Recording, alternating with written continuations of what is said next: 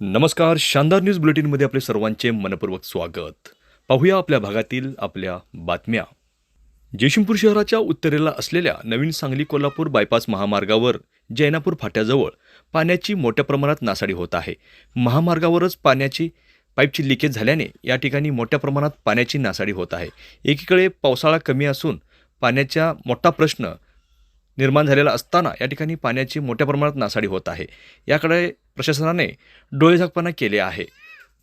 पाणी लिकेज झाल्याने या मार्गावर मोठा खड्डा पडला असून हा खड्डा अपघातास निमंत्रण देत आहे. या ठिकाणी तात्काळ महामार्ग व्यवस्थापन तसेच या ठिकाणी असलेल्या लोकप्रतिनिधींनी तात्काळ लक्ष देऊन हा गंभीर प्रश्न सोडवावा अशी मागणी येथील स्थानिक रहिवासी करीत आहेत.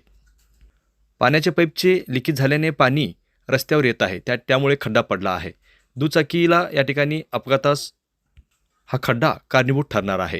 त्यामुळे लवकरात लवकर या ठिकाणी पाण्याची लिकेज काढून हा प्रश्न सोडवावा अशी मागणी येथील स्थानिक नागरिक करीत आहेत. तुम्ही या ठिकाणी पाहू शकताय रोडवर पाण्याची नासाडी कसं होत आहे. त्यामुळे येथील वाहनधारकांना देखील तारेवरची कसरत करावी लागत आहे.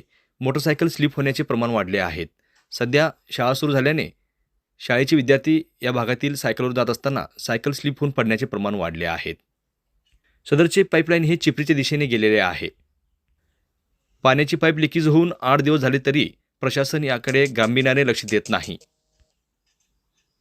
एखादा मोठा अपघात झाल्यावर लक्ष देणार का, असा संताप येथील नागरिक करीत आहेत.